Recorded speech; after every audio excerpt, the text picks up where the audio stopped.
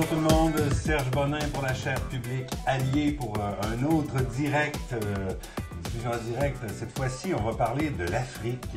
On a eu l'idée d'aborder ce thème-là. On sait que souvent ici, les Occidentaux disent bon, l'Afrique, quand il se passe quelque chose, ça se passe dans toute l'Afrique. Puis c'est comme un bloc monolithique, alors qu'évidemment, c'est pas un pays, l'Afrique. Hein, c'est un continent extrêmement complexe, extrêmement varié aussi.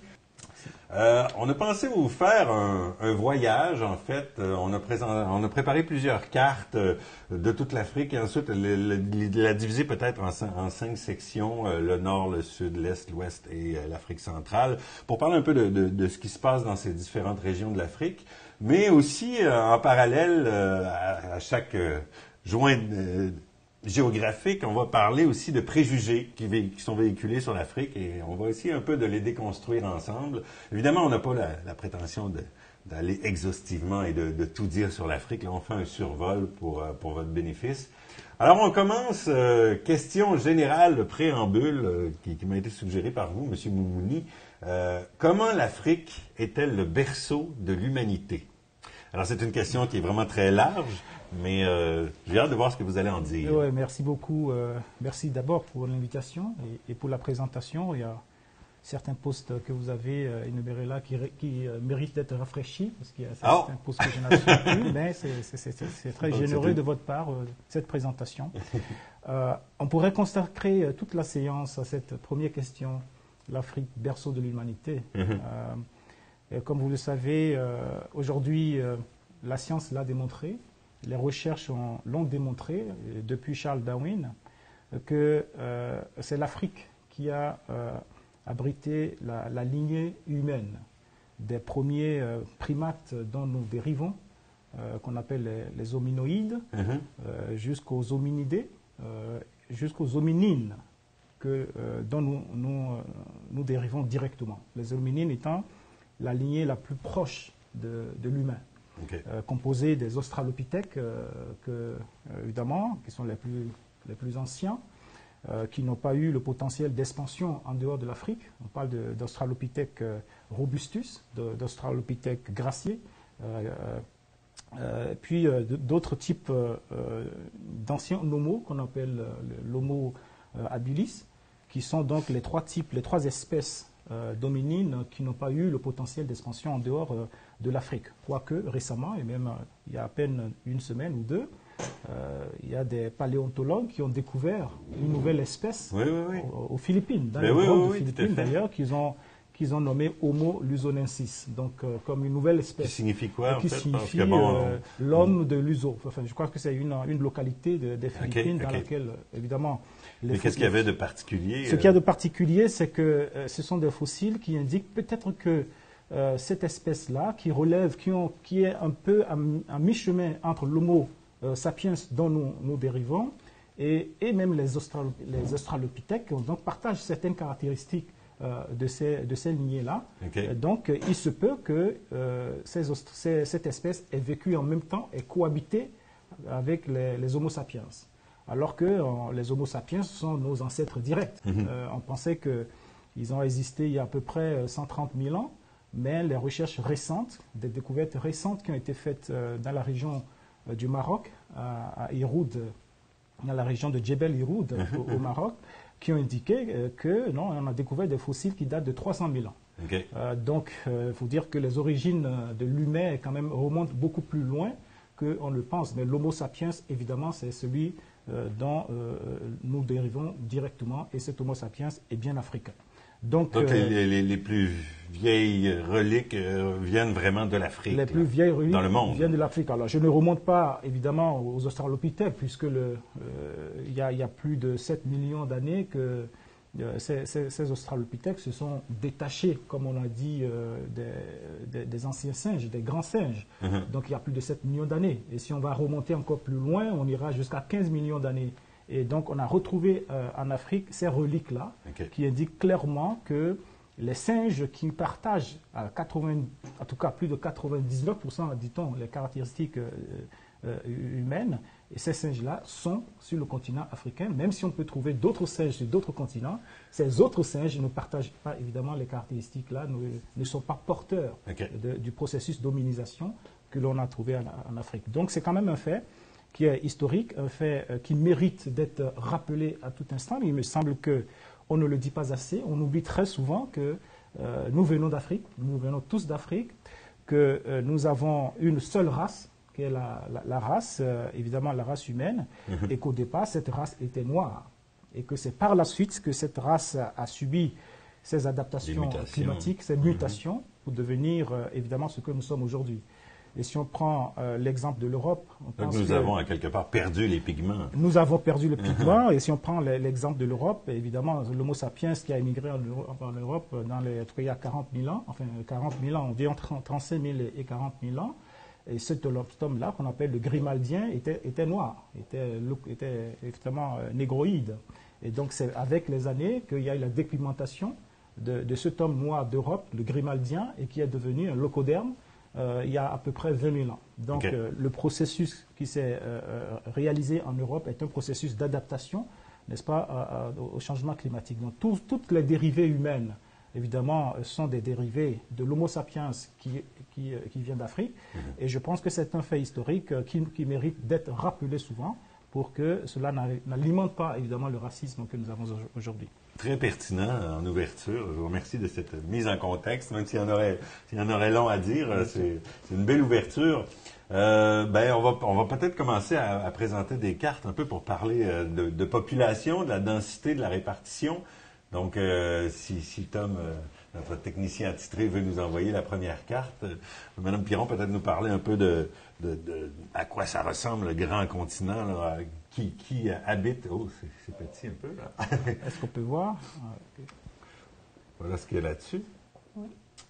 Là, c'est la division des pays tels qu'ils sont actuellement. Évidemment, on va parler un peu plus tard de colonisation, là. Mais qu'est-ce qu'on a? Voilà, ça c'est la densité de la population. Voilà. Alors on voit bien la grande région du Sahara qui est apparemment vide, quoiqu'il y a des populations nomades qui vivent, les Touaregs par exemple, qui vivent toujours là. On voit bien aussi des très grandes villes, hein, Abidjan, Lagos au Nigeria. Ça c'est dans l'ouest. Voilà. Juste au sud du Sahara. Juste au sud du Sahara, c'est ça. Alors il y a des grandes villes en Afrique aussi, Nairobi au Kenya, et puis évidemment en Afrique du Sud. Mais c'est quand même un continent qui n'est pas très occupé par rapport à l'Europe, par exemple. Mais c'est sûr que le désert est difficile à occuper comme tel, mais voilà. ce qu'on voit au sud-ouest, là, où il n'y a pas énormément de densité de population, est-ce que c'est désertique aussi? Oui, il y a le désert de Namibie, au nord de l'Afrique du Sud, le désert du Kalahari, où vivent comment ils s'appellent, les San. Les San, c'est ça, population autochtone d'Afrique, qui sont là, oui. Et puis, bon, il y a des zones plus montagneuses aussi, par exemple au Cameroun ou bien au Rwanda. Il y a c'est aussi un autre genre d'occupation. Ah ben voilà, on voit le relief ici. Avec des pays, bon, tout le Sahel, c'est ce qui est juste au sud du Sahara. Et ce sont des pays sans relief, quoi. C'est la brousse, c'est ce qu'on appelle la brousse. Le Sahel, c'est un regroupement de plusieurs pays. Alors, c'est comme une bande. C'est vraiment au sud du Sahara. Et ça va du Sénégal jusqu'à Djibouti. C'est une bande de pays. Et Sahel, je ne me souviens plus du sens, mais c'est vraiment le sud du Sahara, c'est une zone occupée. C'est une zone semi-aride. Semi-aride, c'est ça. Donc on dit que quand on prend le désert du Sahara plus le Sahel, on a à peu près un tiers du territoire de l'Afrique qui est hyper aride, semi-aride et aride. Donc des zones désertiques, ce qui explique que 40% seulement de l'espace soit occupé. Voilà. Et les changements climatiques affectent évidemment beaucoup toute cette Ça, c'est les températures. Non, ça, c'est les précipitations, ça, c'est les pluies. Voilà, on voit bien la zone semi-aride, là, juste au sud du Sahara, le bleu le plus pâle.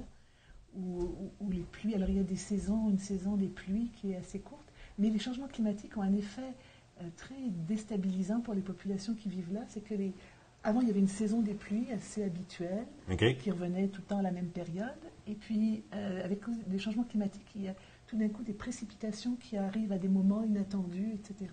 Parce que ça, c'est les températures. Oui, on voit la chaleur. Ah oui, ça. Et donc, c'est les cycles de pluie qui sont beaucoup affectés par... Ah oui, les changements climatiques. Il peut y avoir, comme on a eu récemment à Abidjan, des pluies catastrophiques qui ont créé des inondations. Parfois, il peut y avoir des zones, des périodes très longues sans pluie alors qu'il devrait y en avoir. Donc, on peut même... Habituellement, c'était toujours à la même période ou à peu près? L'hivernage, c'était la saison des pluies où les plantes poussaient. Et puis, mais là, c'est ça. C'est pas tant du réchauffement que vraiment des changements de toutes sortes. Et un peu comme ici aussi. Exactement. Il fut un temps où le désert était vert. Que le désert de Sahara, aujourd'hui, qui constitue le plus grand désert chaud du monde, était quand même une région verte. Donc, c'est vraiment le changement climatique qui a entraîné la désertification du Sahara. Vous dites il fut un temps, on parle de... on parle là de plusieurs millions d'années. Plusieurs millions, ok, ça remonte à loin quand même. Parce que là, on dit que l'influence de l'homme, c'est à peu près une centaine, 150 ans. Millions d'années, le processus a commencé, mais c'est quand même... c'est ce phénomène qui a expliqué, par exemple, la naissance de la civilisation égyptienne. Peut-être on y reviendra, parce que la désertification du Sahara a provoqué l'émigration d'une partie des Africains vers le nord, donc autour du Nil, et d'autres parties vers le sud. Alors, donc, et ce qui a entraîné la naissance de cette civilisation vibrante égyptienne, dont peut-être nous parlerons plus tard. Parfait. L'autre carte qui était là avant, Tom, qu'est-ce que c'était? Oui, pour la végétation, ça c'est très intéressant parce que... Celle-là ici, oui, pour parler d'Afrique plurielle, alors c'est vraiment très frappant. Donc il y a cette Afrique sahélienne semi-aride ou tout ce qui est en jaune pâle. Voilà, oui. Et puis en vert, on voit il y a une Afrique. Alors c'est l'Afrique tropicale, c'est la jungle. C'est la jungle, voilà. C'est le Congo là, ou à peu près. Oui, mais même il y a des pays, par exemple le Cameroun. On dit souvent que le Cameroun c'est l'Afrique en miniature parce que l'extrême nord du Cameroun est au Sahel. Donc c'est la terre rouge du Sahel, la brousse, etc. Et puis le sud du Cameroun, c'est les grandes forêts gigantesques. C'est ça. Et donc et puis il y a les montagnes aussi au Cameroun, dans l'ouest. Alors on va là, on se croirait en Suisse quasiment, avec des chutes d'eau, etc. Enfin, c'est vraiment, il y a tous les paysages, et on voit bien ici sur cette carte les zones de désert, les zones... Tout ce qui est en brun, là, au sud, là, qu'est-ce que c'est? Ça, c'est des déserts? Oui, désert du Kalahari, c'est ça. Et là, au sud, à l'extrême sud, c'est l'Afrique du Sud. C'est les montagnes, oui, c'est les grandes montagnes. Donc, l'idée qu'on va en Afrique, qu'on va dans la jungle, vous voyez que c'est une idée reçue, qui ne correspond pas à la réalité des choses. Il y a une partie, évidemment, de l'Afrique qui est la jungle, mais l'Afrique, c'est une variété. C'est soit la jungle ou le désert. Il y a quand même des entre-deux, de ce qu'on voit beaucoup. Là. Oui, il y en a beaucoup. Puis Madagascar en fait partie aussi de l'Afrique. Et puis alors, pour ce qui est du climat, c'est la zone sahélienne, c'est sec, extrêmement, très, très, très chaud et sec. Et puis alors que toute la côte sud-ouest, c'est extrêmement humide. J'ai eu l'occasion de faire un voyage. D'un jour à l'autre, j'étais à Koudougou, au Burkina Faso, où c'était comme d'être dans un four. Et puis après, j'arrive à Abidjan, et là, c'est le sauna. Où c'est tellement humide que nos lunettes... Donc, c'est le sauna sec et le sauna humide. C'est ça, pardon. Et donc, oui, c'est des climats vraiment très différents. Et il y a des villes de montagne, par exemple, Nairobi, c'est en altitude, donc il fait frais. C'est très agréable. Au Cameroun aussi, à Tchang, c'est en altitude. On a tous les climats du monde, finalement. Est-ce qu'il y a de l'hiver aussi? Est-ce qu'il y a de la neige? La neige, on peut en trouver au nord, disons à Tunis, en Tunisie, Maroc, un peu dans la zone méditerranéenne, et au sud, ici évidemment l'Afrique du Sud, mais sinon, dans les tropiques, non. C'est loin d'être comme ici. Sous les tropiques, non, évidemment. Ici, on a une division, ça c'était une division des pays, n'est-ce pas? Hop. Oui, voilà. Donc là, on voit qu'il y a plusieurs pays. Bon, on va arriver bientôt à la colonisation là, pour dire comment ça s'est dessiné, ces pays-là, de façon peut-être un peu aléatoire par les colonisateurs. Je voudrais qu'on passe aux langues, les religions aussi. On a 2 cartes là-dessus pour expliquer un peu, parce que, bon, encore une fois, quand on parle de non monolithique, quand on parle des langues, il y en a une quantité phénoménale en Afrique. Les religions aussi se côtoient, mais au-delà des religions qu'on connaît, il y a aussi plusieurs spiritualités africaines. Donc, peut-être nous glisser quelques mots là-dessus. Je ne sais pas qui se lance. Globalement, on dénombre, disons, 2000 langues en Afrique. 2000 langues, sur les 6000 que comptent les langues du monde, que compte le monde.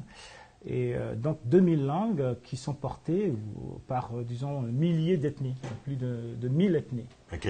Est-ce qu'elles sont toutes bien vivantes ou est-ce qu'il y en a menacées? Ce sont toutes des langues parlées. Évidemment, il y a certaines qui sont menacées. Il y a certaines qui sont menacées. Donc, évidemment, il faut une politique de protection de ces langues-là.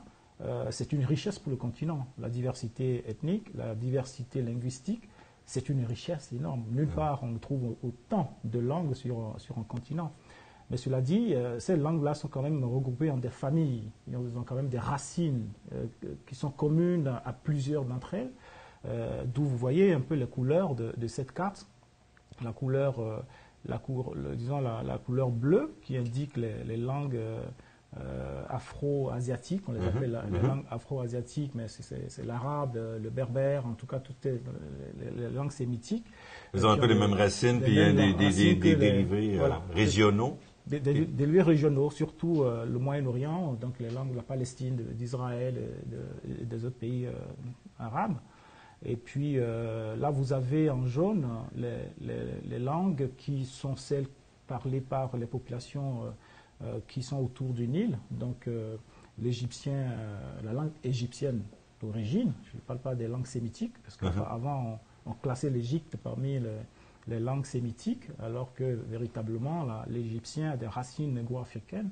Il y a le professeur Cheikh Anta Diop, évidemment, qui a fait des recherches énormes sur cette filiation de l'égyptien avec les langues négro-africaines.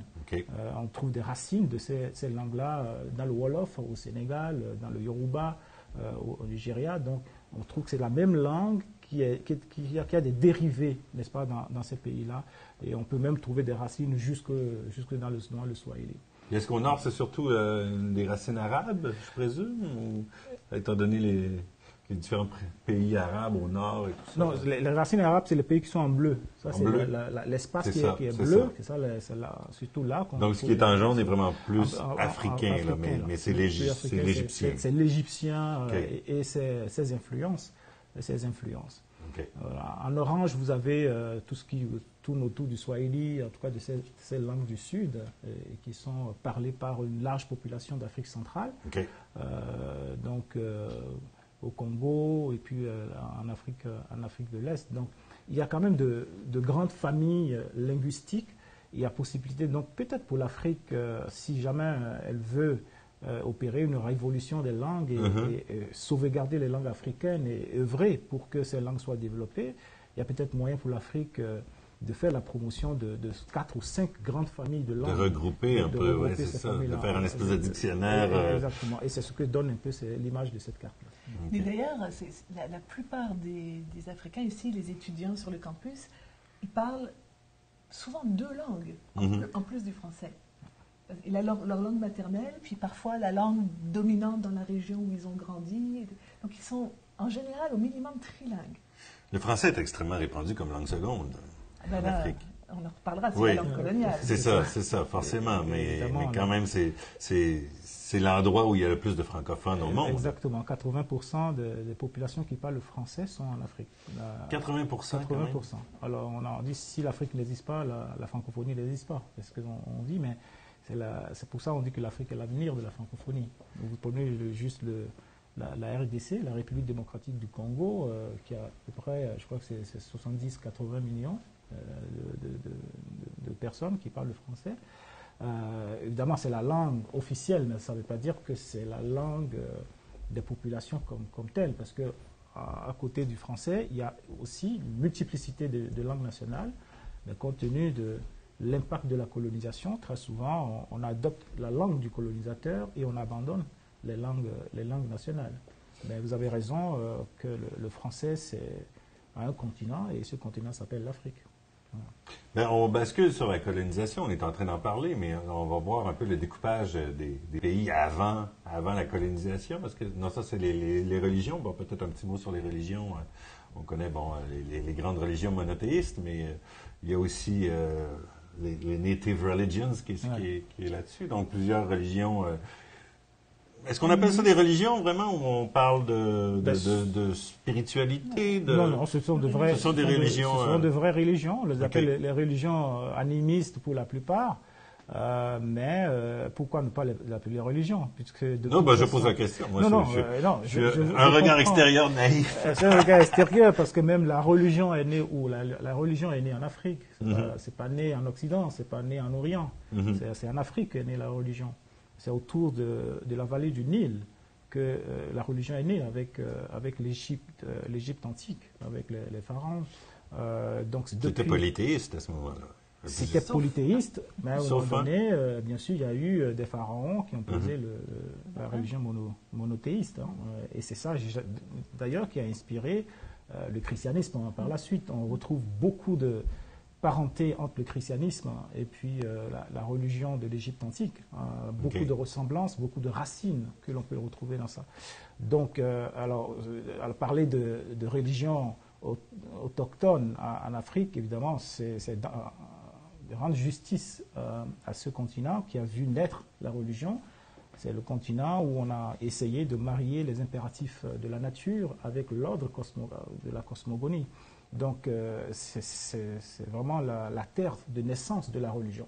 Alors, donc, il n'y a pas de raison d'hésiter d'appeler ces religions-là. Parce qu'on voit, elles sont presque toutes là, le christianisme, l'hindouisme.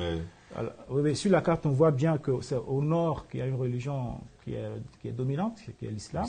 Ça se comprend, puisque l'Afrique du Nord a été colonisée, entre guillemets, en tout cas par les Arabes, la colonisation arabo-musulmane, donc qui a couvert toute la région, donc à partir de l'Égypte qui a envahi le reste, et la corne de l'Afrique.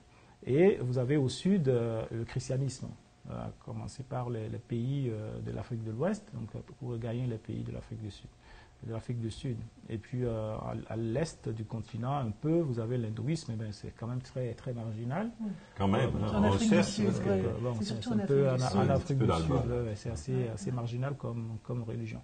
Alors ce qu'on retrouve très souvent, c'est que les religions africaines d'origine sont celles qui sont pratiquées en concomitance avec d'autres religions. Donc on pratique beaucoup ce qu'on appelle le syncrétisme religieux. On est chrétien, on est musulman, mais on n'oublie pas non plus les pratiques ancestrales, les pratiques religieuses locales. Si bien que ce sont quand même des religions qui jusque-là ont cohabité de façon pacifique. Et je pense que l'Afrique a ça à démontrer au monde, comment on peut abriter des religions qui puissent cohabiter en toute harmonie. Le sujet est quand même d'actualité ici. L'actualité, c'est autre chose. Oui. L'actualité, c'est vraiment autre chose. Donc, c'est vraiment tout récemment qu'on a commencé à constater des crispations religieuses. En Centrafrique, par exemple, la guerre entre les musulmans et les chrétiens, ça, c'est quand même assez récent. Ça ne veut pas dire qu'il n'y a pas d'antécédents historiques, mais on a quand même toujours vécu de façon pacifique dans ces régions-là. Il y a beaucoup de pays africains, surtout en Afrique de l'Ouest, qui peuvent vous donner des exemples de comment l'islam et le christianisme, on peut cohabiter de façon pacifique. Je pense que, et même ça se voit dans les rues. Dans la même rue, il peut y avoir une église, une mosquée. Exactement. À Ouida, au Bénin, il y a un temple vaudou juste en face de la basilique. Et les familles, c'est quelque chose qui, pour moi, c'est l'Afrique. C'était un préjugé dont on parlait. Oui, on va y revenir. Mais c'est vraiment, pour moi, la réussite totale du vivre ensemble. Dans une même famille, certains vont se marier avec un catholique, un musulman. Toute la famille catholique va aller à la mosquée pour le mariage. Toute la famille musulmane va aller à l'église. Et ils ne se posent même pas de questions. Ils n'ont même pas de problème. Les fêtes religieuses sont des fêtes de tout le monde. De tout le monde. Voilà. Les musulmans ont hâte d'aller à fêter à Noël et puis vice-versa. Les chrétiens aussi. Tout le monde en bénéficie. Le calendrier est multiple. Par contre, l'important, c'est de croire, d'avoir une religion. Parce que les athées... les athées ont de la difficulté à s'insérer dans la société. Là. Non, il n'y en a pas. Il n'y en a pas. Non. Ou alors c'est des gens très occidentalisés. C'est très rare. Même dans certains secteurs, la religion est présente partout. Dans le comportement, dans le raisonnement, dans la réflexion, dans les espoirs. Il y a toujours un fait religieux. Et ça s'explique, évidemment, c'est l'héritage de notre civilisation, de la civilisation négro-égyptienne. Toutes les religions là, qui ont été influencées d'une manière ou d'une autre par cet héritage de la civilisation négro-égyptienne. Même le vaudou qu'on retrouve au Bénin, qui on dit le berceau du vaudou, il tient ce vaudou-là des pratiques ancestrales, des pratiques de l'Égypte pharaonique. Il y a des similarités que l'on peut qu'on peut trouver même le nom Mahou là, qui est le dieu désigné au Bénin, ça vient du mat, ça vient du ma égyptien. Et on retrouve le nom mat, la racine mat, dans plein de noms de dieux, dans plein d'autres religions africaines. Donc il y a eu sorte une unité spirituelle quelque part en Afrique, malgré cette diversité linguistique et religieuse. Il y a une certaine quand même unité cosmogonique qu'on peut retrouver. Mais aujourd'hui, la réalité est toute autre. On parlait tout à l'heure de cohabitation pacifique des religions, mais aujourd'hui c'est quand même différent. Même si on prend l'islam, avant on avait une sorte d'unité de l'islam en Afrique, le soufisme. En Afrique, il y avait une forme d'islam, l'islam mystique que l'on retrouvait en Afrique, mais aujourd'hui, donc c'est-à-dire avec l'islam avec des confréries, avec une certaine liberté même de pratique, mais une unité de croyance. Mais aujourd'hui, il y a une fragmentation de l'islam entre des pôles de l'islam politique radical qui veulent... Est-ce que c'est une fragmentation qui est venue de l'extérieur? C'est venu de l'extérieur, évidemment. C'est la pression des tendances, les groupes radicaux d'islam, qui sont les wahhabismes, et donc qui sont arrivés avec une lecture très radicale de l'islam, donc des gens qui veulent retourner à la version originale, à la littératie originale de la religion au VIe siècle, 7e siècle, et qui imposent évidemment une vision assez radicale de cet islam-là. Je crois que c'est une tendance qui est en cours en Afrique, et c'est ça qui est le plus dangereux, puisque c'est dans cette fraction radicale de l'islam qu'on retrouve beaucoup les groupes... Voilà, les groupes qui prennent des armes, qui veulent... Dont on entend parler, puis on a l'impression que ça se passe partout, mais en tout cas, on va y revenir. Exactement, c'est quand même on va y revenir par la suite. Il y avait une carte sur les ressources, peut-être. On sait qu'il y a beaucoup de ressources qui ont mené probablement à la colonisation. Je ne sais pas si on peut rapidement passer là-dessus, parce qu'évidemment, on ne pourra pas aller très en détail, mais... C'est un peu petit, hein? Beaucoup de richesses naturelles. C'est les richesses naturelles, voilà. Et c'est tellement triste. Par exemple, l'uranium au Niger, c'est incroyable. L'uranium, c'est quand même... Le Niger qui est dans quel coin? Le Niger, c'est dans le Sahel. Donc c'est juste au-dessous du Sahara. Juste à côté. C'est ça. Voilà, c'est ça. Le Niger est là.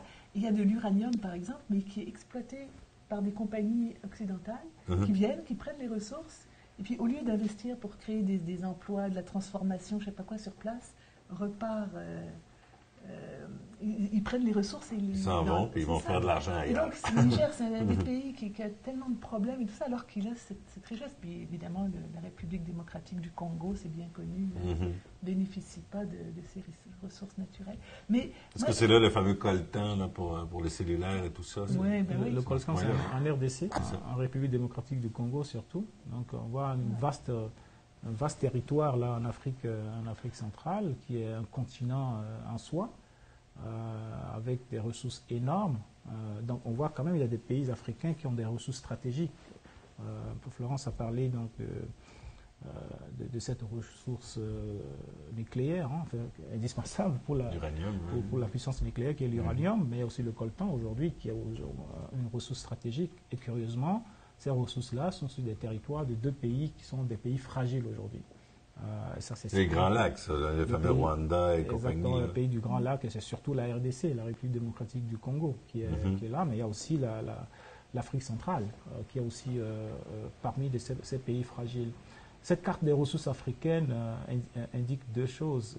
La première, c'est que c'est qu'un auteur, un ancien diplomate, je pense qu'il appelle, j'ai oublié son nom, qui parle de ressources virtuelles et de pauvreté réelle. Je pense que c'est ça qu'on voit sur cette carte. Les ressources qui existent sont des ressources réelles, mais en réalité, pour l'Afrique, ce sont des ressources virtuelles. Virtuelles parce que l'Afrique n'en bénéficie pas. Elle ne profite pas à l'Afrique elle-même. Mais ce qui est réel, c'est la pauvreté que génèrent ces ressources. Parce qu'avec tous les drapeaux que vous voyez sur la carte, ces drapeaux indiquent le positionnement géostratégique et géopolitique. Donc, qui retire les ressources encore aujourd'hui. L'Afrique est aujourd'hui le théâtre d'une course effrénée de la part de deux blocs qui sont en formation. Et ce n'est pas pour rien que vous avez tous ces drapeaux-là. Le drapeau rouge, puis là, évidemment, ce sont les drapeaux de la Chine. La Chine qui a la plus grosse présence sur le continent africain aujourd'hui. Vous la voyez donc du nord au sud et au centre. Elle n'est pas encore très très présente à l'ouest, mais on voit quand même, on la voit venir. Donc la Chine, et autour de la Chine, on voit les alliés de la Chine, on ne voit pas la Turquie, mais la Chine est vraiment en train de constituer sa présence en Afrique avec des pays comme la Turquie, avec des pays comme le Pakistan. Donc il y a le bloc de la Chine. Et contre la Chine, aujourd'hui, se forme un autre bloc. Il y a le bloc des Américains. Et les Américains s'allient des alliés, les alliés traditionnels qui sont les pays du Golfe, mais aussi sont en train de travailler avec des pays comme l'Inde. L'Inde qui vient d'annoncer une alliance stratégique avec les Émirats arabes pour investir en Afrique. Donc vous voyez qu'autour des Américains qui sont en retard sur les Chinois, ils se forment, ils se constituent aujourd'hui un bloc américain et un bloc chinois. Alors ce qui s'offre à nous, donc, c'est la bataille pour l'Afrique. Et ce serait une bonne bataille si cette bataille se traduit. Il y a la France aussi. Hein, évidemment, la France, qui est l'allié traditionnel, oui, l'allié traditionnel de la France, enfin, qui était les maîtres du jeu jusqu'à une époque récente. La France est en train de traîner un peu. Elle est dépassée par un peu cette course effrénée des deux blocs et des nouveaux qui arrivent. On voit par exemple à Dakar, il y a un tout nouvel aéroport superbe. C'est les Chinois qui l'ont construit. Après, il y a une autoroute magnifique qui arrive jusqu'à Dakar. Un cadeau des Américains. On voit que ce n'est pas la France. Mais Dakar, dans quel point pour se situer? J'essaie toujours de remettre en perspective. C'est l'ouest. C'est la pointe la plus à l'est. Voilà, c'est la pointe la plus à l'ouest de où on a le drapeau français. De l'Afrique. Exactement. Et juste un petit mot sur le pétrole aussi. Il y a quand même du pétrole et des pays qui en ont profité. Enfin, c'est-à-dire qui sont un peu plus riches qui ont été, comme le Gabon, un peu plus riches que ses voisins grâce au pétrole. Et malheureusement, la chute des prix du pétrole ont été très dures pour ces pays, notamment l'Algérie et le Tchad, qui ont vécu là récemment des graves crises des finances publiques à cause de la baisse du prix du pétrole. Il y a aussi l'Angola et le Nigeria, qui sont les deux géants du pétrole en Afrique et qui souffrent évidemment de la dégradation du prix de pétrole. Donc ce n'est pas parce que les pays sont nantis, ont les ressources qu'ils vivent mieux. Donc on voit qu'il s'agit d'une bataille qui est à l'avantage des blocs qui se forment. On parlait tout à l'heure des Français. Les Français donc sont en train de perdre du terrain. Ils cherchent un moyen pour revenir en force dans le jeu, certainement en s'alliant peut-être au bloc de l'Ouest, au bloc des Américains, mais encore ils se méfient des Américains parce que les Américains veulent intervenir en Afrique d'abord pour des raisons de sécurité, mais aussi pour des raisons de ressources à exploiter. Mais par tous ces pays-là, l'Afrique est vraiment vue comme une proie, une cible. On s'en va mettre notre grappin sur notre portion de ressources et de territoire, puis on redonne presque des miettes. C'est encore comme ça aujourd'hui? C'est exactement ce qui se dessine, encore une fois. Et il revient à l'Afrique de prendre ses responsabilités, à l'Afrique d'être consciente de cette bataille et de poser ses conditions. Je pense que l'Afrique a changé, je pense que l'Afrique a plus de voix, plus de pouvoir aujourd'hui, mais si elle n'est pas organisée, elle ne pourra pas faire face à cette nouvelle ruée vers l'Afrique. La ruée, c'est une bonne chose. Ça signifie que l'Afrique est attrayante en termes d'investissement. Actuellement, elle n'attire que 3% des investissements étrangers, contrairement à 20% pour l'Amérique latine et 30% pour l'Asie. Donc 33%, c'est très très peu.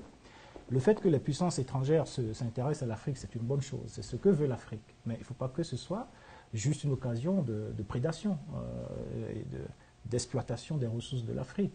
Entre ces deux blocs qui se forment et qui veulent se partager le gâteau à nouveau, il y a la Russie. On n'a pas parlé de la Russie, on n'a pas vu le drapeau de la Russie là, mais la Russie est en train de jouer un rôle important, un rôle d'intermédiation entre les deux blocs. Donc d'abord en assurant la sécurité des pays qui sont fragiles, comme la République centrafricaine. Il y a les mercenaires entre guillemets russes aujourd'hui qui assurent la sécurité en République centrafricaine, mais avec l'autorisation du Conseil de sécurité. Donc la Russie est en train de s'imposer comme étant la force de stabilisation des pays fragiles. Et si elle acquiert cette autorité-là, je pense qu'elle va davantage s'imposer en Afrique et aller au-delà du souci de la sécurité et plutôt s'imposer maintenant pour les autres ressources.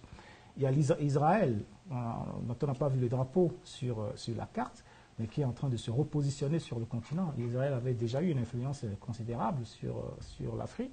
Aujourd'hui, Netanyahou est en train avec sa réélection, est en train de se repositionner en Afrique, donc chercher sa part du gâteau là. Okay. Alors vous voyez donc... c'est quelque chose, c'était effectivement un grand gâteau, puis tout le monde veut une petite pointe là. Voilà. Alors, comment l'Afrique va s'en sortir?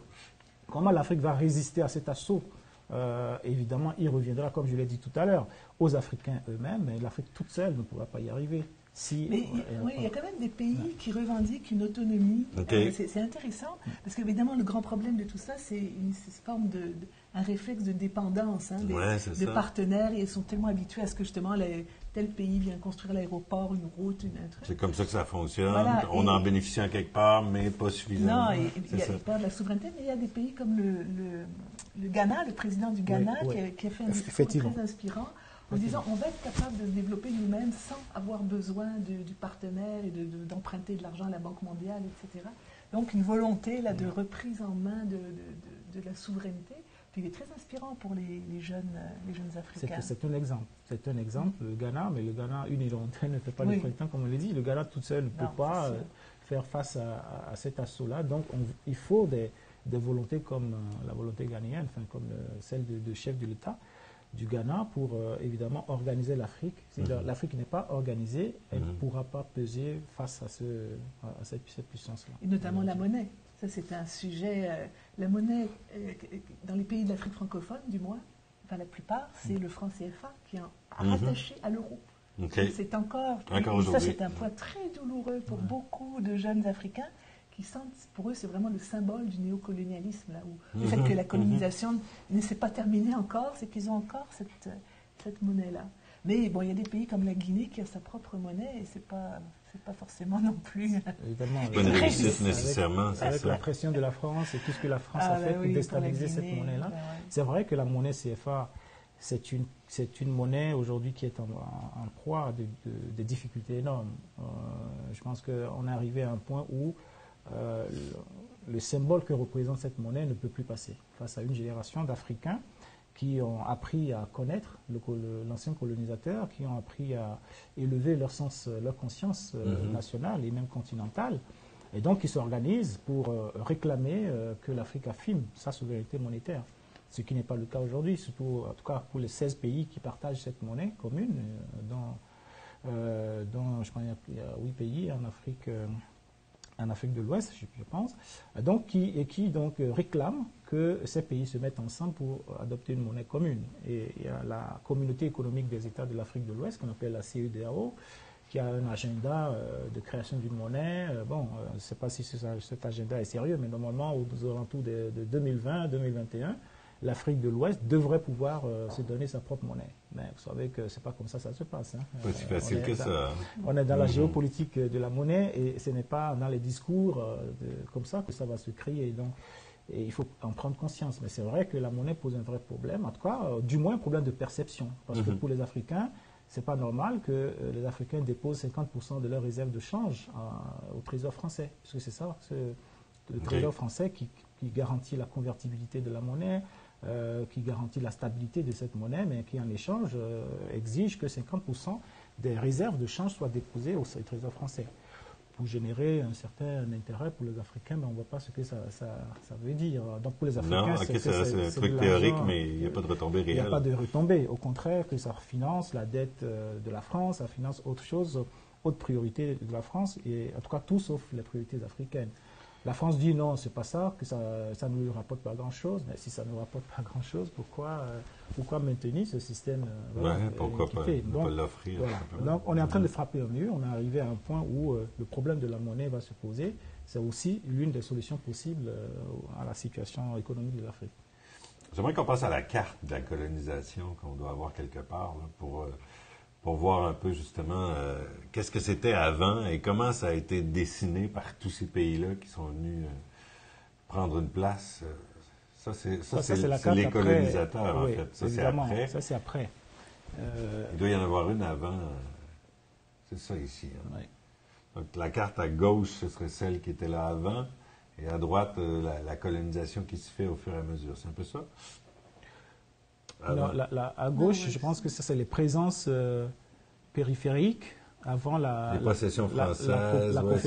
avant la conférence de Berlin. Toute la route de l'esclavage et tout ça, c'était une autre forme de prédation terrible. Puis c'est ça, 1884-85, c'est le découpage. Ouais. C'était divisé comment, donc, avant que les colonisateurs arrivent et disent, bon, ben, ça c'est un pays, ça c'en est un autre? Est-ce qu'il y avait une division ou c'était un peu... Il y avait des empires ici, il y a des divisions en empire et en royaume.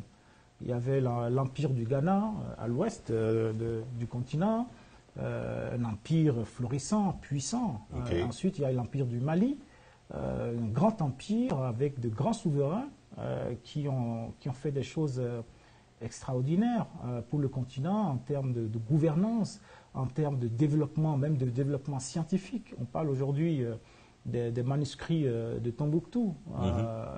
Il faut aller voir ce qu'il y a dans ces manuscrits-là, qui témoignent de cette période précoloniale assez florissante, même en matière de politique, en matière de démocratie.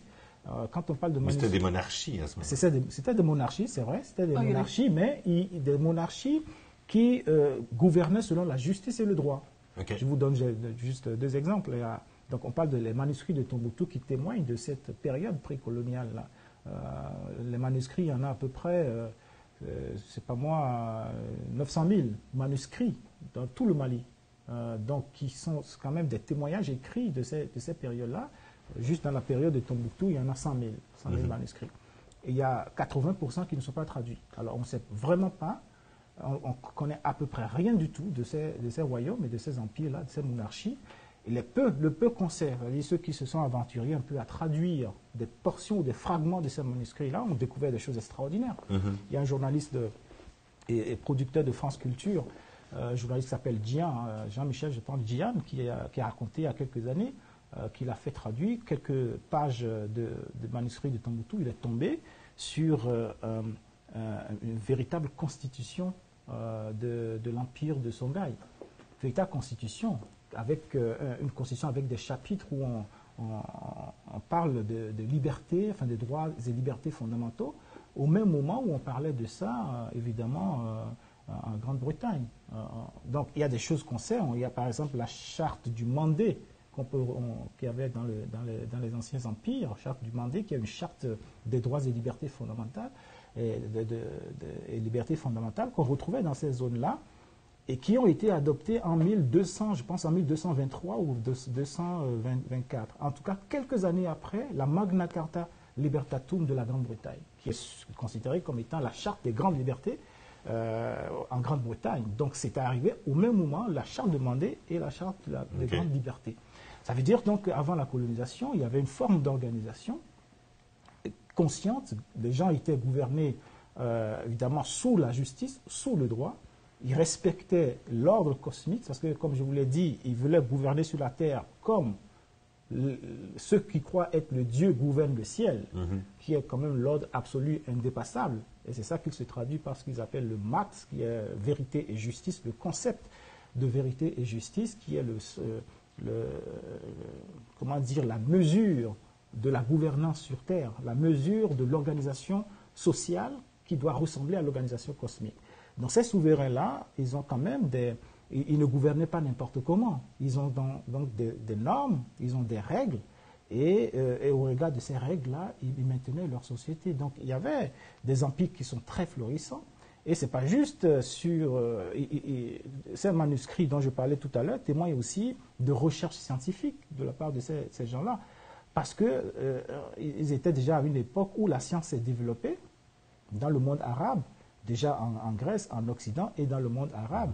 Donc eux-mêmes entreprenaient aussi des recherches même cosmiques, des recherches astrologiques, des recherches astronomiques.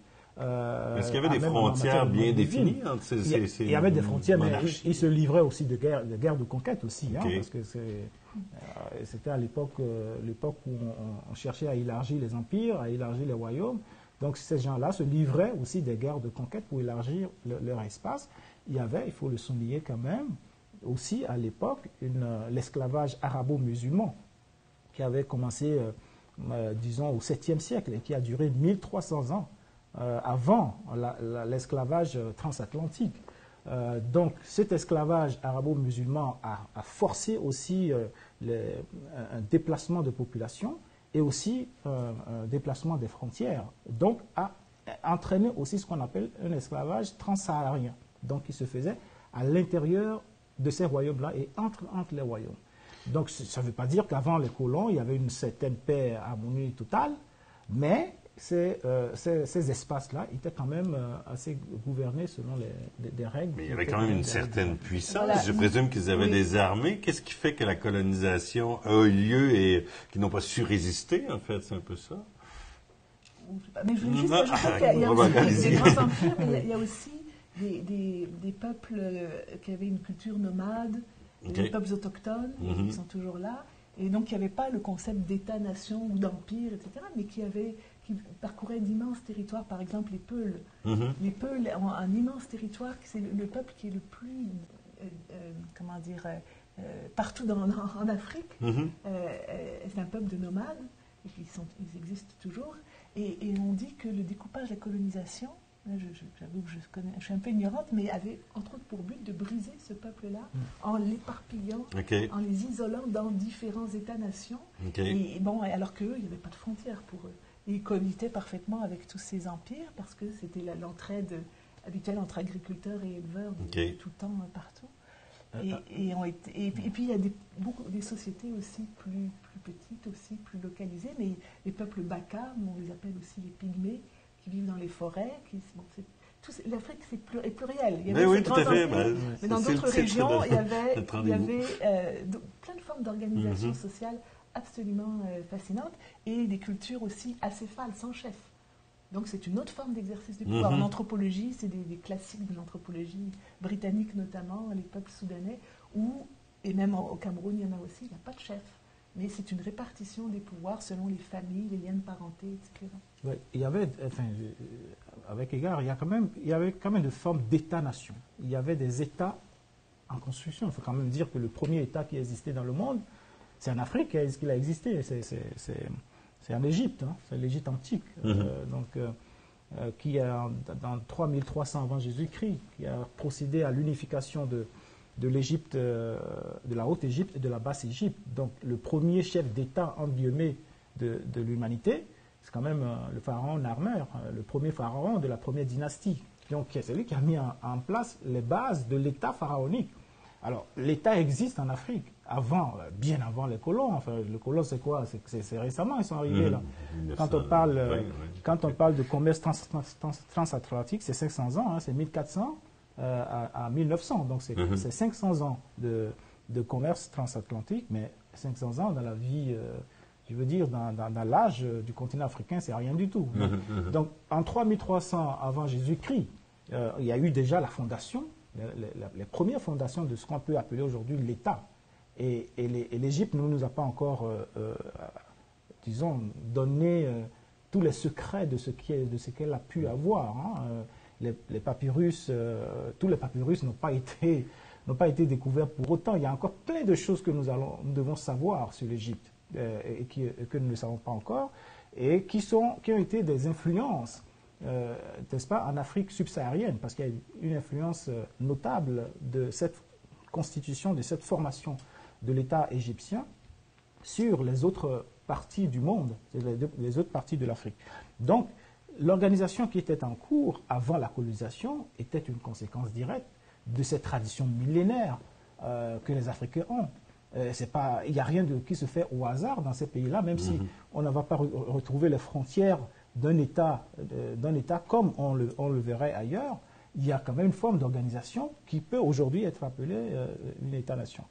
Soit dit en passant qu'au moment où l'Égypte formait cette puissance étatique et influait sur le reste du monde, il n'y avait pas d'État-nation en Grèce. La Grèce, il n'y avait pas d'État en Grèce en ce moment-là. Au moment où tous ces philosophes-là sont nés, sont arrivés et ont commencé à fleurir, ces philosophes, ils ont opéré dans une Grèce qui n'avait pas d'État-nation. C'était des cités éclatées qui étaient en guerre les unes contre les autres. Comme on dit, le Sparte ici, Macédoine là, Athènes, mais il n'y avait pas un État grec, même au moment de la naissance de la démocratie. J'ai écouté votre dernière... Oui, c'est ça, on fait un lien avec le dernier. J'ai apprécié ce que le professeur a dit, Marc Narbonne, et puis l'autre qui est Flora Champy. C'est bien tout ce qu'ils ont dit à propos à propos d'Aristote, à propos de Platon, c'est très bien. Mais il y a un bout qui a manqué. Oui, oui. D'où est-ce que ces gens-là ont tenu leurs idées? Platon, son idée sur la République, Aristote, son idée sur la politique. D'où est-ce qu'ils tiennent leurs idées? Où est-ce qu'ils ont été formés? Ils ont été formés en Égypte. Voilà. Ils ont été formés en Afrique. Ils ont été formés dans une civilisation négro-africaine où ils ont rencontré des prêtres qui les ont pris par la main, qui leur ont enseigné. Et il y a beaucoup de gens, et puis ces gens-là, ils l'ont reconnu. Quand on lit bien, il faut lire les choses dans leur version originale, ils ont reconnu l'apport de l'Afrique. Ils ont reconnu l'apport de l'Afrique dans leur formation. Et ce n'est que récemment, quand je dis récemment, c'est au 19e siècle, qu'il y a eu cette coupure entre la connaissance, l'apport que l'Afrique a donné au monde en ce qui concerne les institutions, la vie des institutions, en ce qui concerne l'organisation sociale, en ce qui concerne même la démocratie, en ce qui concerne les sciences, la religion, les arts, la musique. Tout ceci était reconnu dans l'Antiquité. Lisez les textes de ces premiers témoins de cette civilisation. Ils ont une autre vision de leur rapport à l'Afrique. Mais c'est au 19e siècle, au moment où on a commencé la colonisation de façon intensive, que l'idée d'une Afrique, source de la civilisation, mère de la science, était mal acceptée. Mais, évidemment, aujourd'hui, vous pouvez prendre ça comme une hypothèse de travail. Je sais qu'il y a beaucoup de chercheurs qui s'organisent autour de ces idées-là, qui met un peu mal à l'aise ceux qui ont la connaissance traditionnelle de l'Afrique. Et aujourd'hui, on est un peu dérangé. J'ai même lu récemment un article du Point qui parlait de l'exposition de Toutankhamon. Aujourd'hui, là, il y a une exposition de Toutankhamon à la Villette à Paris. Et puis, il y a des manifestations, il y a des Africains qui manifestent devant la Villette pour empêcher l'exposition de Toutankhamon. Pourquoi? Parce qu'on veut montrer Toutankhamon comme étant un pharaon qui n'est pas africain, qui n'est pas noir. Et les autres chercheurs qui manifestent disent que Toutankhamon, c'est un noir. Alors voilà un problème pour les chercheurs. Est-ce que ce pharaon est noir ou pas? On sait quand même bien ce que ça... C'est difficile de déterminer aujourd'hui, mais on peut quand même le faire. On sait que ce pharaon a été un grand pharaon. On sait ce qu'il représente pour l'Égypte ancienne. Alors si on reconnaît que l'Égypte a été quand même le pays de la civilisation, le pays de la formation d'une certaine forme d'État, etc. Pourquoi on veut dire que l'Afrique, elle, n'a pas connu la civilisation, elle n'a pas connu la démocratie, elle n'a pas connu l'État? L'Égypte n'est-elle pas africaine? Donc il y a cette idée-là qu'il faut réintégrer. Évidemment, vous ne pouvez pas imaginer une Afrique subsaharienne qui soit détachée de l'Égypte. Parce que si vous enlevez l'Égypte de l'Afrique, c'est sûr que vous allez voir l'Afrique autrement. Vous voyez l'Afrique dénudée, l'Afrique diminuée, l'Afrique absente, l'Afrique désert, parce qu'il n'y a pas d'histoire.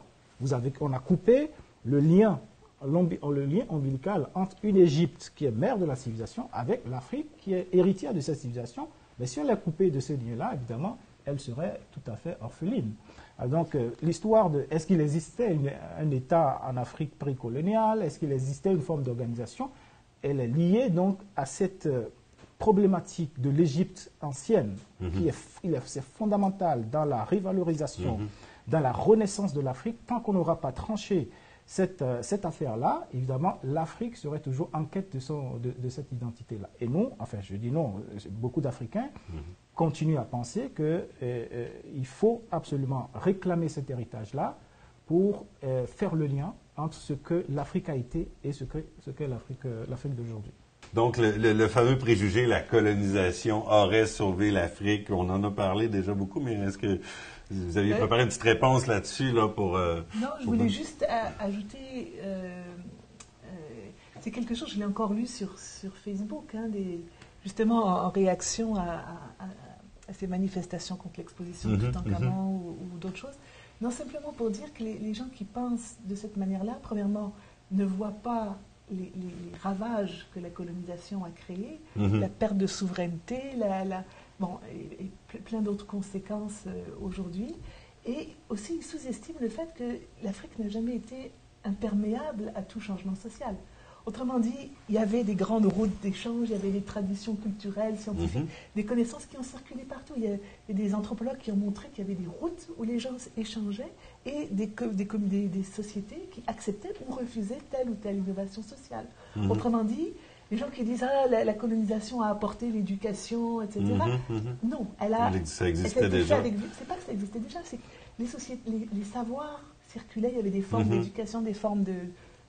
C'était moins encadré, structuré. C'est ça, et une société peut apprendre d'une autre et sans la violence terrible qui a été le fait de la colonisation.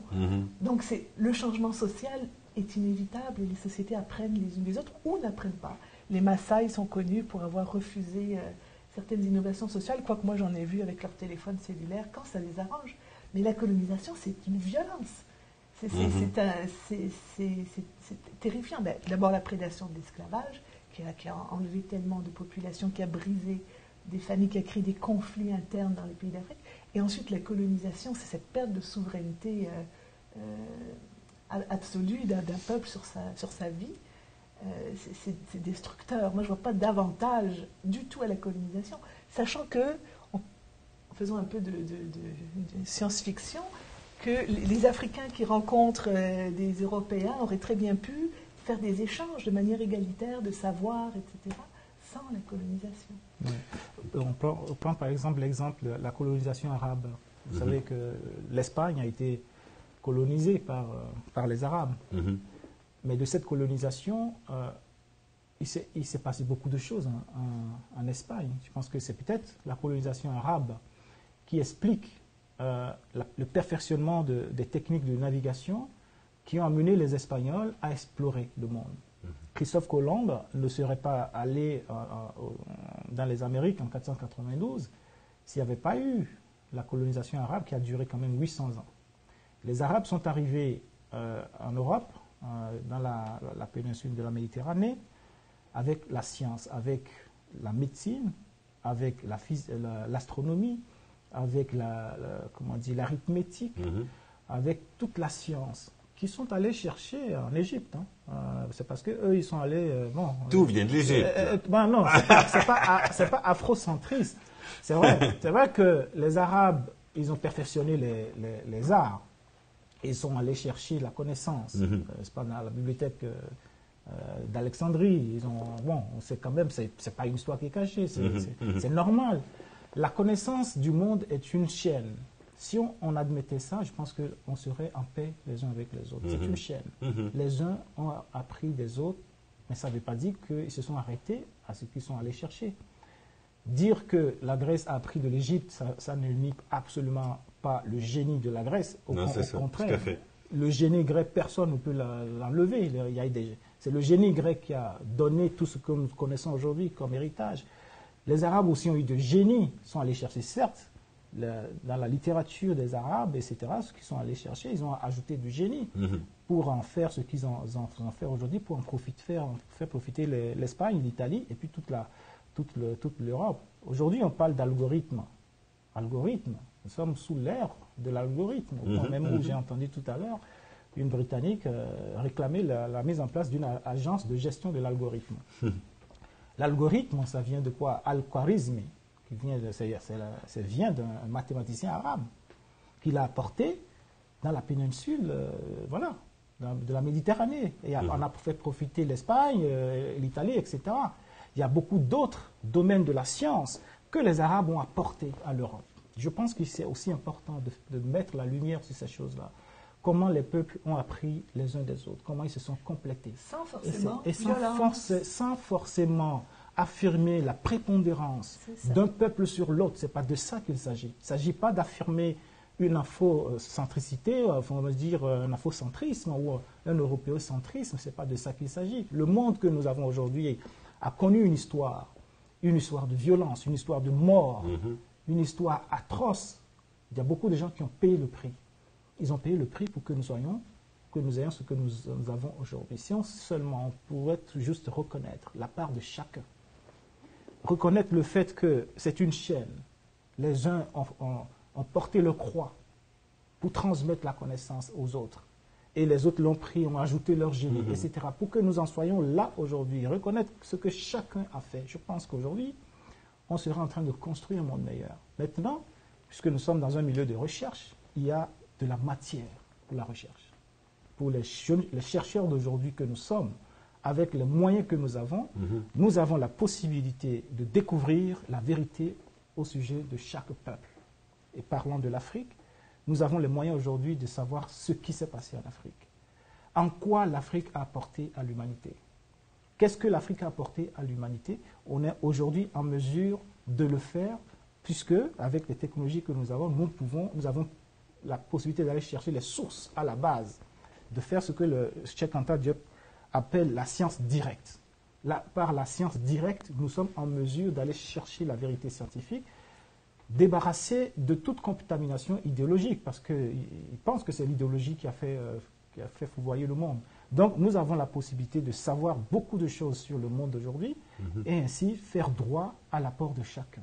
Et en ce moment-là, je pense que nous aurons les meilleurs moyens de construire le monde que nous voulons pour demain, que serait un monde de paix, un monde de prospérité pour tous. C'est des paroles d'une grande sagesse, quand même. Alors, on a une question ici. J'aimerais savoir si on peut parler réellement. Là, il va falloir monter un petit peu pour que je vois. L'état de dépendance des sociétés africaines subsahariennes. Et si la théorie ou la notion de dépendance est toujours opérationnelle pour comprendre les dynamiques en Afrique subsaharienne. Ça vient de Gabriel Demers. Merci, Gabriel, pour ta question. Ouais. Donc, qui veut se lancer sur cette... L'état de dépendance. Mais, moi, je dirais, c'est pas les sociétés, enfin, c'est les États qui sont pris dans des rapports que Charles a très bien décrits, d'entente. Et par exemple, les fameux partenaires, moi, ça me frappe vraiment dès qu'on veut faire un projet en Afrique. Ils cherchent un partenaire. Qu'est-ce que c'est un partenaire? C'est quelqu'un qui va donner de l'argent, etc. Donc, il y a plus une attitude de dire le Nord, tout doit venir du Nord, on ne peut rien faire par nous-mêmes, etc. Mais, encore une fois, il faut pas résumer l'Afrique aux États et au gouvernement actuel. Il y a toute une génération de jeunes hommes et femmes, entrepreneurs. Si vous regardez un peu la presse africaine, c'est fascinant, on voit partout des start-up, des entreprises, des idées qui émergent et vraiment de jeunes qui veulent créer des entreprises, des organisations vraiment localement ancrées et se débrouiller. Même des gens qui étaient partis faire leurs études et qui reviennent, qui créent une entreprise au lieu d'essayer d'entrer dans la fonction publique comme il y a avant. Donc, il y a quelque chose qui change et bon, il y a une génération de vieux présidents qui essayaient moi je parle surtout de l'Afrique francophone, évidemment, de reproduire le modèle français, jacobin, etc. Mais là, tout ça est en train de bouger. Donc la théorie de la dépendance, à mon avis, c'est peut-être trop général comme approche, et ça reflète une ancienne situation. En tout cas, si on est attentif un peu aux mouvements sociaux, je veux dire, il se passe des choses au Soudan, il y a quand même des choses assez incroyables qui se passent au Burkina Faso, le vieux président qui a été chassé par un mouvement de jeunes de façon vraiment organisée et assez paisible, somme toute. Et donc, on ne peut plus dire là que l'Afrique en général est dépendante de... Mais il y a des réflexes encore de gouvernements qui attendent d'être sauvés par des dons des partenaires et du coup, qui se mettent dans le cycle don-dette, quoi. Je te donne quelque chose dans l'échange et donc ils se sentent obligés, encore une fois, d'être à côté d'Emmanuel Macron, et ce qui enrage les plus jeunes, quoi. La théorie de la dépendance, oui, le système de dépendance est encore en place. Et c'est un héritage de la colonisation. À la sortie de la colonisation, les pays africains ont signé une sorte de pacte colonial, surtout avec la France. Ce pacte-là n'est pas transparent, n'est jamais montré à quelqu'un, mais on sait qu'évidemment, il existe cet accord entre les pays africains et l'ancien colonisateur. Il y a un accord monétaire sur le franc CFA dont on a parlé tout à l'heure, un accord militaire aussi, avec bon nombre de pays qui se font protéger par l'ancien colonisateur. Donc, faire en sorte que quand les pays ont des problèmes, c'est la France qui vole à leur secours. C'est encore le cas aujourd'hui. Quand on prend le Tchad, sans la France, le Tchad aurait eu beaucoup de problèmes. C'est le cas avec le Mali. On a vu comment la France a volé au secours du Mali. C'est le cas avec le Gabon. C'est le cas avec la Centrafrique. Donc il y a beaucoup de pays africains aujourd'hui qui vivent encore. C'est aussi le cas de la Côte d'Ivoire. Donc qui vivent encore avec ce lien avec le colonisateur. Donc c'est une dépendance militaire, c'est une dépendance économique. Là où la dépendance est en train de connaître une certaine sorte de fragilisation, c'est dans la société, la dépendance dans les mentalités. Les mentalités sont en train de changer. Et c'est surtout dû aux jeunes, dont Florence a parlé tout à l'heure. Ça change. Ça change beaucoup. C'est ce qui d'ailleurs explique qu'on puisse aller manifester devant une exposition de Toutankhamon. Ça, c'est quand même nouveau. Ce n'est pas des choses qui se faisaient avant. Je pense qu'aujourd'hui, les gens sont surpris de voir la réaction des Africains qui ne sont plus prêts à accepter n'importe quoi comme vérité. Et ça se passe partout, dans la rue, dans le commerce, dans les salles de classe aussi. Parce que les Africains sont plus avisés, ils sont plus instruits sur les réalités, sont capables de vérifier les faits, de contre-vérifier, d'apporter la contradiction. Donc, les mentalités sont en train de changer. Au niveau des États, il y a certains États qui ont commencé à prendre conscience. On a parlé tout à l'heure du Ghana, donc au niveau étatique. La direction, les élites. Les élites, là, au niveau même, le chef de l'État lui-même, qui est le maître en chef de ce changement de mentalité-là. Il a même dit à Macron, il a même dit au chef d'État en face, là, pour dire non, les choses ne peuvent plus fonctionner comme avant. Il vaut mieux que les Africains se prennent en main, etc. Donc il y a un petit changement qui a commencé et je pense que c'est une tendance qui va continuer. Et si elle continue, je pense que cette théorie de la dépendance, à un moment donné, sera conjuguée au passé. Il y avait deux autres questions. Donc, question professeur Moumouni, quelles sont, par ordre de priorité, les clés pour la renaissance de l'Afrique? Donc, les clés pour la renaissance de l'Afrique, qui doit faire quoi, comment? Alors là, c'est une question assez large. Ouais, ça, c'est un vaste programme. Un peu piège, peut-être, mais... C'est un vaste programme. Je pense que la clé passe d'abord par la revalorisation de l'Afrique, ne serait-ce que sur le plan symbolique. Et ça passe par ce que je viens de dire à propos de l'histoire de l'Afrique. C'est très important. La reconnaissance de l'apport la reconnaissance de l'apport de l'Afrique, la reconnaissance de ce que l'Afrique représente pour le monde. Ça, c'est important.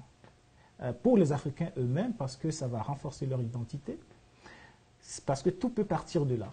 Il n'y a pas de peuple, il n'y a pas de nation sans identité. Et l'identité, c'est comme un oxygène qui va irriguer tout le système et qui va réveiller tous les sens qui sont morts. C'est très important pour l'Afrique aujourd'hui. Et ce n'est pas par un décret que ça va arriver. Non, les Africains eux-mêmes sont prêts à mener ce combat scientifique, entre guillemets. Ce n'est pas de faire de l'idéologie et de faire du militantisme pour réclamer ça, non. C'est de faire... disons, c'est par la science que cette reconnaissance arrivera. Et les Africains sont en train de le faire, c'est-à-dire de s'investir dans la recherche pour montrer, évidemment, ce segment de l'humanité qui manque, de l'histoire de l'Afrique qui manque, et qui va faire en sorte que l'Afrique va se retrouver comme un continent. D'accord? On a parlé de l'Afrique plurielle. Ça passe beaucoup par l'information aussi, par la transmission de ces savoirs-là. Voilà. Alors, donc, ça veut dire que en avant-garde de ce combat, c'est la science. Et là, quand on parle de science, on parle de formation, on parle d'éducation. Éducation, c'est une question très importante. C'est par là que tout se fait. Il y a des peuples qui l'ont démontré. La Chine l'a démontré depuis les années 1976, 1977, qu'ils ont lancé leur évolution. C'est par l'éducation que la Chine a pu se retrouver. D'autres, les dragons d'Asie, tous sont passés par là. Que ce soit la Corée du Sud, la Thaïlande, le Singapour, etc., qui étaient comme des pays africains avant. C'est par l'éducation que ces pays-là se sont relevés. Donc, si vous parlez de par où commencer, ça commence par l'éducation. Voilà. Et d'ailleurs, on a réédité récemment un livre extraordinaire de 1964 qui s'appelle « L'éducation en Afrique » d'un grand professeur du Niger, Abdou Moumouni, qui n'a même pas encore sa page dans Wikipédia. Et ce livre, mais absolument fabuleux, dit tout ça en 1964. Et voilà un livre qui est épuisé, qui n'est pas lu, qui n'est pas connu par les jeunes générations. Il a fait le tour de ce qui se passait en Afrique pour... il a imaginé un système éducatif pour l'Afrique qui va justement former les enfants en laissant une place à leur langue, en leur permettant de s'ouvrir sur le monde. Donc c'est un système qui n'est pas en place, c'est quelque chose... Non, malheureusement. Mais cette utopie existe, elle est disponible et on vient de la republier en libre accès. Et donc moi j'espère que justement tous ces jeunes penseurs africains vont s'inspirer, éducateurs africains. C'est un moumouni aussi, est-ce que c'est un moumouni aussi? C'est un moumouni aussi, que je connais bien, qui a donné son nom à l'université d'Abou Moumouni à Niamey. Vous savez pourquoi? Parce que aujourd'hui l'Afrique c'est 1,2 milliard de gens. En 2050, l'Afrique ce sera 2,4 milliards. En 2100, c'est 4 milliards. 4 milliards en 2100. Si ça se poursuit au même rythme. Si ça se poursuit au même rythme, et il n'y a pas de raison que ça ne se poursuive pas au même rythme. Okay. Et de ce nombre-là, les moins de 25 ans, c'est près de la moitié. Là. Donc c'est un continent jeune qui n'aura pas d'avenir s'il n'y a pas d'éducation. C'est fondamental, l'éducation. Pour que cette population devienne un capital humain, ça passe par l'éducation. Puisque c'est l'éducation qui va donner l'emploi. Mais pas une éducation à l'occidental. Une éducation vraiment africaine. Qui laisse la place à toutes ces cultures, à toutes ces richesses-là. Bien sûr, l'éducation va prendre beaucoup de choses de l'Occident. On va profiter de la modernité, on va profiter des avancées de tout le monde. Mais la base de l'éducation, c'est évidemment le patrimoine africain, le patrimoine linguistique africain, le patrimoine religieux. On ne peut pas déconnecter l'éducation de ce patrimoine-là. On a essayé toutes choses qui n'ont pas marché. On a essayé l'État importé, comme l'a dit Bernard Badi. On a essayé l'État du ventre, comme l'a dit Jean-François Bayard. On a essayé toute forme d'État, toute forme de transposition, toute forme de greffe qui n'ont pas pris. Les greffes n'ont pas pris. Ça veut dire donc qu'il faut réinventer une nouvelle Afrique avec les données que nous avons aujourd'hui et avec les conditions que nous avons. L'Afrique est à la croisée des chemins. Elle peut se réinventer avec les moyens dont elle dispose aujourd'hui. J'ai lu le dernier rapport de la Banque mondiale Africa Pulse, c'est-à-dire le pool de l'Afrique, le dernier trimestre, qui a été publié cette semaine, qui mise sur le numérique. Vous dit que le numérique va sauver l'Afrique parce qu'il va permettre à l'Afrique d'avoir une croissance de 2%, etc. Bon. Et ce n'est pas seulement de ça qu'il s'agit, ce n'est pas seulement de croissance économique qu'il s'agit en Afrique. Il s'agit de beaucoup plus que la croissance économique. Si ce continent se réveille et s'assume, je pense qu'il serait un moteur pour le développement humain, un moteur pour l'avancée de l'humanité. Parce que c'est un continent qui a le potentiel de s'assumer tout seul, sans déranger le reste du monde. Vous savez qu'aujourd'hui, en termes d'immigration, c'est 70% du flux migratoire qui se fait en Afrique. 15% vers l'Europe et 15% vers les Amériques. Pourtant, on a l'impression que l'Europe est envahie par les Africains. Les Africains ne veulent pas, en réalité, envahir notre continent. Si les conditions de développement sont en place, les Africains n'ont pas de raison d'aller dans cette direction-là. L'Afrique a ce qu'il faut pour maintenir ses fils et ses filles sur son continent. Ils sont bien là où ils sont, mais il faut qu'ils se donnent les moyens de développer ce continent. C'est un continent d'avenir. Donc, nous sommes à la croisée des chemins, ou bien l'Afrique prend les moyens qu'il faut pour se développer de cette façon-là, ou alors sa démographie va devenir, comme les gens le disent, de façon alarmiste, une bombe ou une explosion, etc., qui va évidemment déranger tout le monde.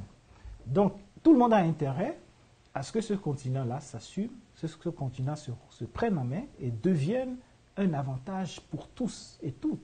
Et donc, ça passe évidemment par cette éducation. On va aider l'Afrique à atteindre ses objectifs d'éducation. Aujourd'hui, ce qu'on appelle ça ressemble à quoi en ce moment, le système d'éducation?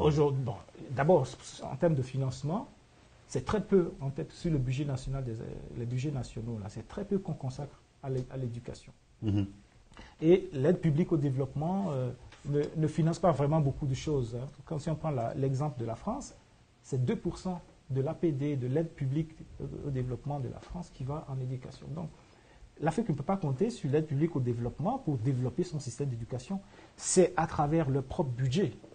C'est à travers les budgets nationaux que cela doit se faire. Reconnaître que l'éducation est une priorité et y consacrer des budgets conséquents.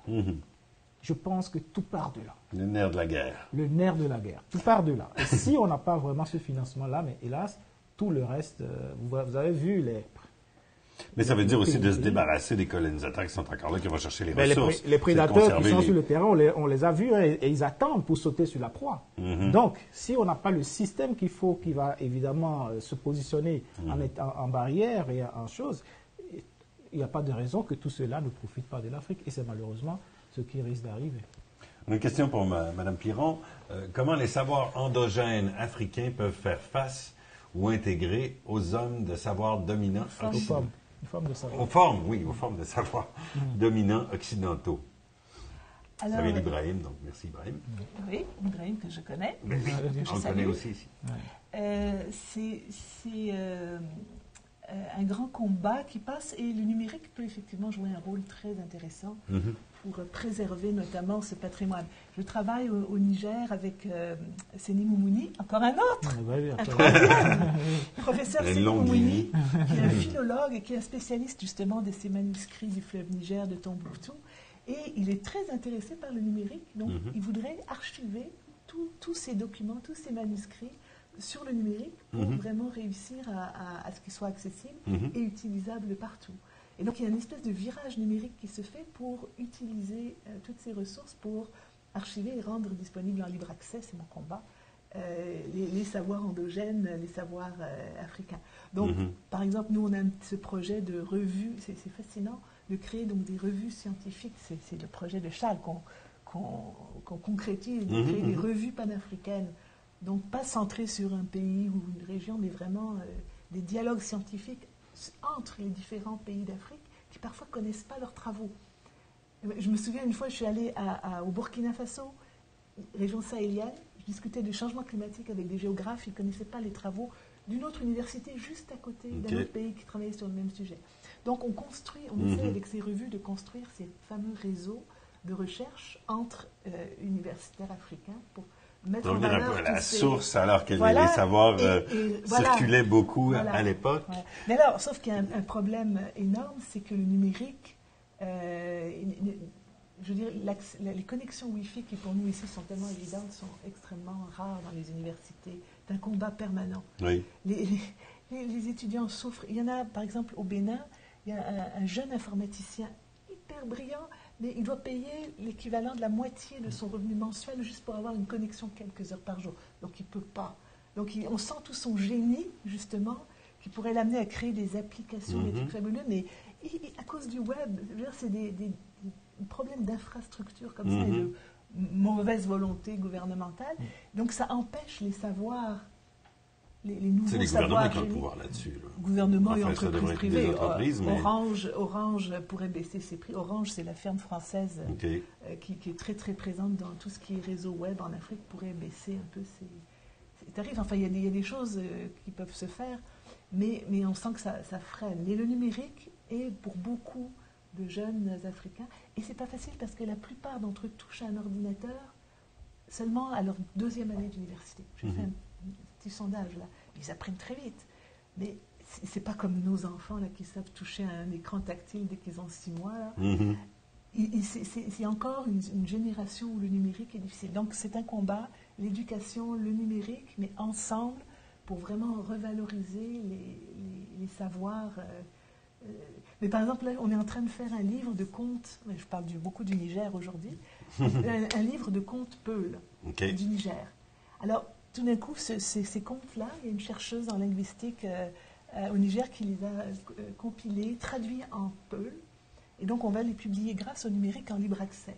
Donc ça veut dire que toutes les familles Peul pourront avoir accès à ces contes d'un bout à l'autre de l'Afrique. Donc c'est une manière de se réconcilier avec son patrimoine, de sortir un peu d'un certain mépris. C'est triste à dire, mais chez les jeunes chercheurs africains, parfois il y a un mépris pour ce qui est savoir local, etc. On dit que c'est de la sorcellerie, et seul ce qui est bien vient du Nord, etc. Donc pour lutter contre ça, le numérique, la réédition, la republication des savoirs africains est essentiel, et les universités doivent apprendre à bouger, à ne pas se méfier du numérique comme parfois, malheureusement, ils ont tendance à le faire. Le système d'éducation, on n'a pas parlé aussi. Bon, il y avait l'autre préjugé qui circulait. Bon, j'y vais un peu. On a fait un grand voyage. On est allé dans toutes sortes de directions, mais il y avait le préjugé qui disait que beaucoup de maladies en Afrique, les gens sont malades un peu partout. Le système de santé est très, très désuet. Qu'est-ce que vous pouvez me dire sur le système de santé actuel en Afrique? Ça doit varier d'un endroit à l'autre, évidemment, mais... c'était vraiment c'est le nœud c'est une énorme source d'inégalité, d'inégalité sociale, parce que dans la plupart des pays que je connais, c'est seulement les fonctionnaires qui ont accès à une couverture, à une assurance santé. Okay. Ce qui fait que dans les campagnes et toute l'économie informelle qui est la majeure partie de l'Afrique, il n'y a aucune protection de santé, aucune assurance santé. Je me souviens d'une amie qui devait avoir une césarienne, elle a dû acheter le kit de la césarienne à la pharmacie avant d'aller à l'hôpital. Il y a encore des hôpitaux qui refusent de payer des malades, d'accueillir des malades qui n'ont pas les moyens de payer. Donc, mais ce qui est très intéressant, c'est que les gens s'organisent. Ils utilisent des savoirs locaux d'organisation sociale, des communs, et ils créent des mutuelles de santé. C'est-à-dire, dans un village, chacun va cotiser une somme, et puis quand quelqu'un est malade, ils vont prendre sur cette somme pour faire soigner la personne. Okay. Donc, avec la médecine traditionnelle aujourd'hui ou les deux. De l'époque ou les deux, c'est ça. Les savoirs Oui, les tradis praticiens, donc la médecine traditionnelle aussi. Ça, exact. Mais ils font alliance. Donc il y a des systèmes vraiment très intéressants qui apparaissent en milieu rural, où vraiment il y a dans les dispensaires, c'est organisé comme ça, les gens prennent en main leur système de santé. Donc sur le plan la question que se posent les chercheurs, c'est comment faire remonter ça à un niveau plus national. Cette idée de mutuelle, de partager les ressources pour se protéger collectivement, comment faire remonter ça, alors que le modèle qu'ils ont, c'est le modèle qui vient de l'Europe. Oui, c'est ça. Donc voilà un des enjeux dont Charles parlait. Concrètement, c'est l'assurance santé. C'est sûr que, comme l'a dit Florence, c'est un système très inégalitaire. Il y a un système de santé privée pour les gens qui ont les moyens de se les payer. Il y a beaucoup de cliniques privées qui se créent aujourd'hui en Afrique. Et ces cliniques-là coûtent assez cher, en tout cas pour tout le monde. Donc, ce n'est pas tout le monde qui peut vraiment se les payer. En sachant que quand les grands, entre guillemets, sont malades, ils ne vont pas se faire soigner, même pas dans les cliniques privées qui sont les plus chères. Ils vont se faire soigner à l'extérieur. Donc, il y a cette idée que, il y a une santé pour les pauvres, une santé pour la classe moyenne, et puis il y a une santé pour les grands. En sachant quand même qu'il y a des maladies qui sont des maladies africaines, qui sont des maladies orphelines. On prend par exemple la malaria, provoquée par la mouche CC qui n'existe qu'en Afrique. On ne fait pas beaucoup d'efforts pour trouver de vrais remèdes, n'est-ce pas, à cette maladie. Il n'y aura pas de profit, autant de profit que si on travaille sur le Viagra. Ou autre, encore que l'industrie pharmaceutique se ligue contre les gens qui veulent trouver des solutions simples, comme des plantes dont on a trouvé l'efficacité contre la malaria, mais que l'industrie pharmaceutique ne veut pas qu'on homologue comme étant des choses à recommander. Donc, il y a la guerre que ces industries vont livrer contre les pauvres pour que les maladies qui tuent les pauvres continuent à les tuer. La malaria, c'est quand même 300 000 morts en Afrique par an, sans compter, donc c'est quand même quelque chose de majeur. Sans compter, évidemment, le ravage du sida, même si aujourd'hui le taux de mortalité du sida a quand même baissé de façon considérable. Et dans les années 2010, c'est près de 800 000 morts par an, notamment en Afrique du Sud, en Afrique australe et dans cette région-là et en Afrique de l'Est. Donc il y a de vrais problèmes de santé sur le continent, mais ce n'est pas comme on le pense aujourd'hui, que tout le monde est malade. En Afrique, ce n'est pas de ça qu'il s'agit. Il y a des maladies qui font ravage, qui sont des maladies orphelines, qui frappent surtout les pauvres, qui n'ont pas les moyens de se protéger. Mais il y a de plus en plus sur le continent un vrai système solide pour malheureusement les gens qui peuvent se les payer. Là, on a fait beaucoup de tours. Ça fait déjà 1h30 qu'on est ensemble. Ça passe très, très vite. C'est très, très enrichissant. Je retiens qu'il y a des grands défis pour l'Afrique et que la solution passe surtout par l'Afrique elle-même, qui doit se prendre en main, qui doit mettre beaucoup de l'avant la connaissance. On a beaucoup à apprendre aussi de l'Afrique, de ce que j'ai retenu. Je vous remercie beaucoup. Mon nom est Serge Bonin. C'était pour la chaire publique alliée. Et puis, il y aura d'autres rencontres comme ça. On a vu qu'il y a énormément de potentiel sur ce sujet. Alors, on va peut-être refaire un autre direct avec quelque chose de peut-être un peu plus ciblé. Là, on voulait faire un portrait global. On vous l'avait dit qu'on toucherait pas à tout. Mais on vous remercie beaucoup d'avoir été avec nous, d'avoir échangé. Puis, je vous laisse peut-être un dernier petit mot de la fin, chacun, là, une minute pour conclure. Qu'est-ce que vous aimeriez livrer par rapport à l'Afrique, là, toujours, là? Qu'est-ce que vous aimeriez dire à ceux qui nous écoutent pour conclure? Ce que j'aimerais dire, c'est peut-être des questions qu'une revue française s'est posée récemment dans son édition de décembre 2018, s'appelle Sciences humaines, qui a consacré un numéro spécial sur les origines de l'humain. Elle s'est posé 4 questions. D'où venons-nous? Qui sommes-nous? Où en sommes-nous? Et où allons-nous? Je pense que si on a la réponse à ces 4 questions, inévitablement, on va revenir à l'Afrique. Et je souhaite que l'Afrique soit pour nous un recours et un repère pour l'avancement de l'humanité. Formidable. Et moi, je dirais que c'est ça, c'est triste de voir dans les pays occidentaux le tableau désastreux qui est souvent fait de l'Afrique. C'est pas qu'il est complètement faux, parce qu'il y a tellement de problèmes. Mais il y a tellement de choses intéressantes et vivantes, et dynamiques, et passionnantes. Et notamment, moi, ce qui me touche tellement chaque fois que je vais en Afrique, c'est la qualité des relations humaines. Où, contrairement à l'Occident, qui est tellement individualiste, et surtout avec le néolibéralisme, on est tous un peu en compétition les uns avec les autres. Là-bas, c'est une famille. Hein, on est adopté tellement rapidement, et on se sent... malgré toutes les difficultés, il y a une solidarité, un lien. C'est-à-dire que les liens humains sont considérés comme importants. Ça fait partie des choses que l'Afrique peut enseigner. Considérer qu'on est en train de le perdre un peu ici. Eh bien oui, absolument. Tout à fait. Merci beaucoup, Florence Piron, Charles Moumouni, et rendez-vous la prochaine fois. Au plaisir.